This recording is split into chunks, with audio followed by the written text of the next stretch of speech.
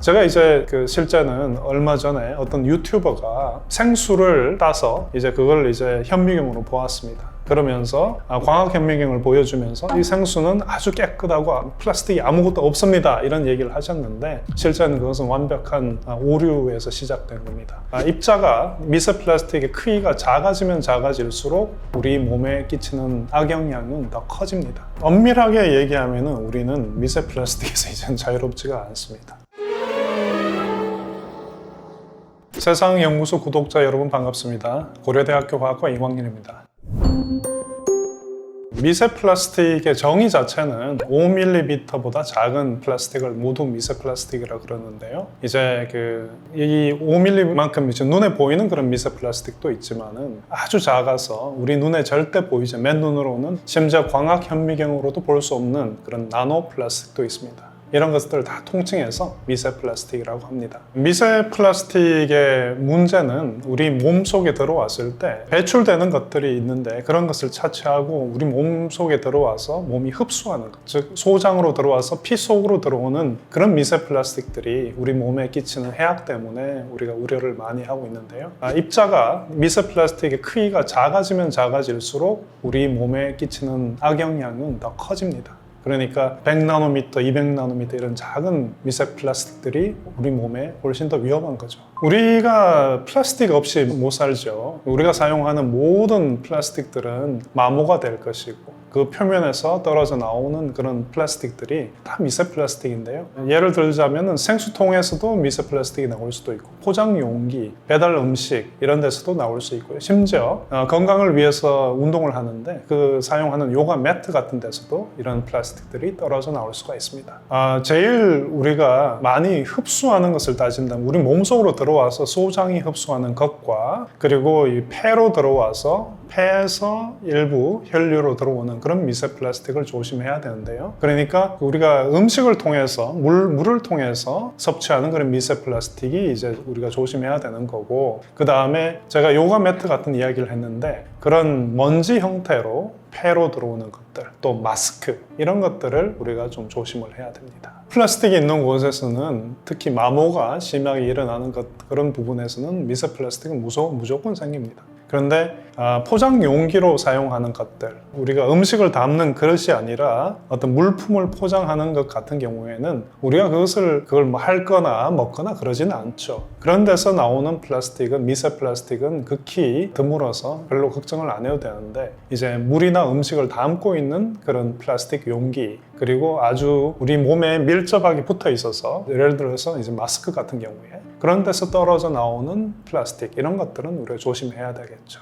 우리 눈으로 볼 수 있으려면 일단 커야 되죠. 예를 들어서 진먼지 진드기 같은 경우에 거의 한 크기가 10 마이크로미터 그 정도 크기가 될 건데, 그런 것들이 눈에 보이지가 않습니다. 우리 눈으로는 볼 수가 없는데, 그걸 이제 광학 현미경으로 보면 보이죠. 광학 현미경이라는 것이 우리가 이제 보는 빛이 가시광선인데, 이제 400나노미터에서 700나노미터의 빛을 우리가 사용하는 겁니다. 근데 무엇을 본다는 것은 이 빛이 부딪혀서 반사되는 것을 봐야 되는데, 그거보다 작아버리면은 일단 빛이 반사가 안 될 거고 우리가 그 물체를 인식을 할 수가 없는 거죠. 그래서 나노 플라스틱 같은 경우에 뭐 100나노미터 이러면은 파장보다 작기 때문에, 가시광선의 파장보다 작기 때문에 광학 현미경으로 아무리 보려고 해도 볼 수가 없는 겁니다. 제가 이제 좀 딴 얘기를 하나 할게요. 제가 이제 실제는 얼마 전에 어떤 유튜버가 생수를 따서 이제 그걸 이제 현미경으로 보았습니다. 그러면서 광학 현미경을 보여주면서 이 생수는 아주 깨끗하고 플라스틱이 아무것도 없습니다, 이런 얘기를 하셨는데, 실제는 그것은 완벽한 오류에서 시작된 겁니다. 광학 현미경으로는 더 작은 플라스틱, 빛의 파장보다 작은 것은 절대 볼 수가 없습니다. 하지만 없는 게 아니죠. 충분히 그럴 수 있습니다. 그래서 특히 이제 마스크 같은 경우에, 마스크를 우리가 천으로 만들었다고 생각하는데 실제는 플라스틱에서 시작합니다. 이것도 플라스틱을 녹여서 바람을 불어주게 되면 실처럼 만들어지는데, 이것을 천처럼 만든 것이 이제 부직포라고 그러죠. 그래서 이런 부직포 마스크는 결국은 플라스틱입니다. 그래서 이런 표면에서 이런 작은 플라스틱들이 우리 몸속에 들어올 수 있고요. 흡입을 할 수가 있고, 또 이제 요가 매트나 이런 그 운동을 하는 장소에서 우리가 뛰다 보면, 심지어 놀이터 있죠. 애들이 노는 놀이터. 그런데도 이제 그 플라스틱이 오래돼서 노후화가 된다면은 그 먼지가 이제 폐로 들어올 가능성이 높아지는 겁니다. 생수통 자체가 플라스틱이잖아요. 그러니까 이 플라스틱이라는 것 자체가 고분자로 이루어져 있는데, 고분자들이 뭉쳐서 작은 알갱이가 만들어졌다고 생각하시면 됩니다. 이런 작은 알갱이들을 또 뭉쳐서 열을 가해서 꾹 눌러 놓으면 그것이 이제 플라스틱 벽이 되는 그런 형태인데, 이렇게 이제 작은 그 고분자 덩어리들이 열을 가한다든지 어떤 물리적 충격을 주게 되면 떨어져 나올 수밖에 없습니다. 이런 것들이 이제 물 속에 분산돼서 있는 거고, 그런 것들은 우리 눈으로 볼 수가 없습니다. 엄밀하게 따지면 수돗물에도 미세 플라스틱은 있습니다. 하지만 생수병하고 이제 상대적으로 더 나쁜 것과 덜 나쁜 걸 따져봐야 되는데, 생수병보다는 10분의 1 정도가 이제 수돗물에 있다. 이렇게 생각하시면 되고, 그러니까 이제 미세 플라스틱이라는 측면에서 보았을 때는 수돗물이 생수병 속에 든 물보다 좋습니다. 그런데 이제 수도관이 노후화가 된다든지 했을 때 이런 녹이나 이런 것들을 제거하고 싶은 그런 분들이 있으실 텐데, 그런 경우에는 이제 정수기 필터를 쓰면 되죠. 그러니까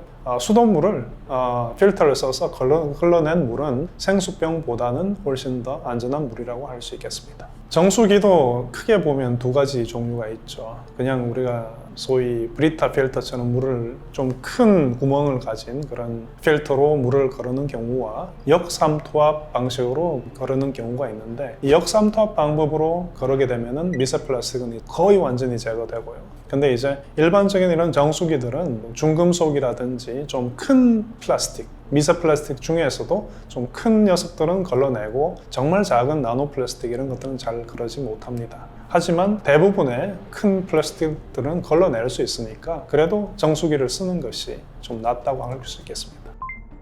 화학적인 방법을 좀 써볼 수가 있는데요. 물 속에는 이제 칼슘 이온과 또 이제 탄산 이온이 녹아 있습니다. 이것 실제는 이게 석회석이 물에 녹으면 만들어내는 것인데, 이 석회석은 재밌는 성질이 있는데 낮은 온도보다 높은 온도에서 더 잘 녹지 않습니다. 그러니까 물을 끓이게 되면은 이 석회석이 침전이 떨어져 나옵니다. 이제 그 주전자를 보면 물을 끓이고 나면 하얗게 띠가 생기는 걸 볼 수 있을 텐데, 그게 이제 석회석 성분이에요. 근데 이게 떨어져 나오면서 물 속에 들어있던 미세 플라스틱 이런 것들을 붙잡고 같이 떨어져 나올 수가 있어요. 그러니까 물을 끓이는 행위만으로도 미세 플라스틱을 꽤 많이 제거할 수가 있습니다. 그러니까 끓여 드세요.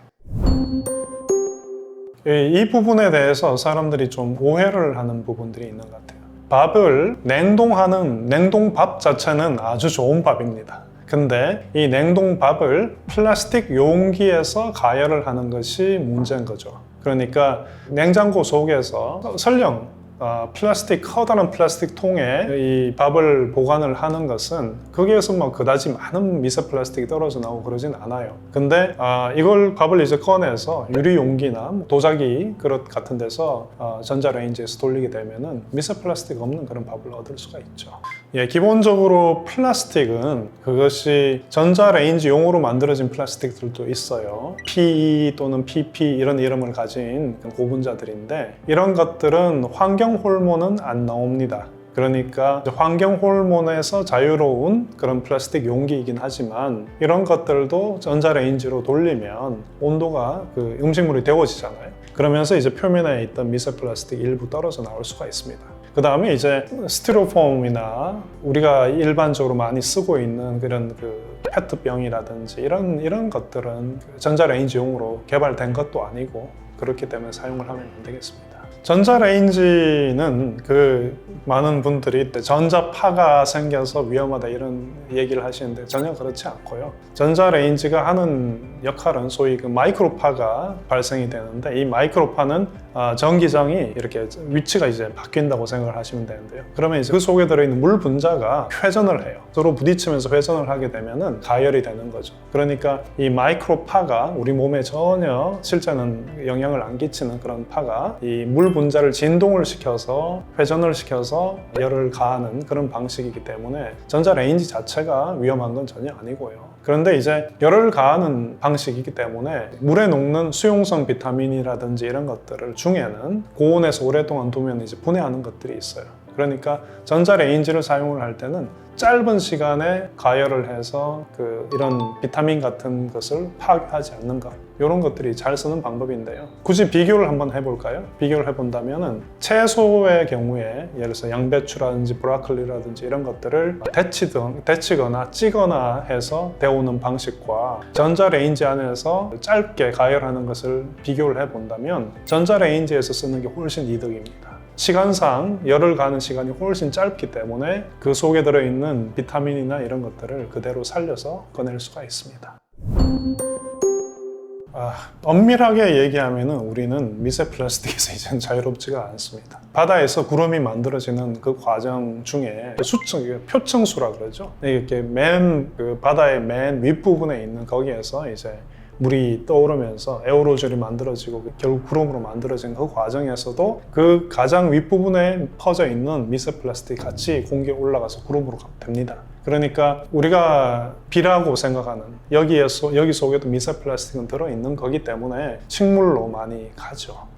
하지만 이 식물들이 흡수한 이 미세 플라스틱들은 우리가 그걸 뭐 다 섭취를 하는 것이 아니기 때문에 그다지 현재로서는 그렇게 크게 걱정은 안 하셔도 되고요. 하지만 외려 미세 플라스틱을 걱정하기보다는 PAH라는 그런 발암 물질이 있는데 그런 것들을 좀 더 걱정을 하시는 게 맞는 것 같아요. 예를 들어서 매연이라든지 공해가 많은 지역에서 텃밭을 일군다든지 이런 것을 했을 때 배기가스에 들어있는 PAH 같은 것들이 또는 공해, 이 공장에서 나오는 그런 PAH가 이파리 채소 있잖아요. 그런 이파리 채소 위에 앉게 되면 이런 것들을 우리가 섭취하는 것이 더 위험할 수도 있습니다.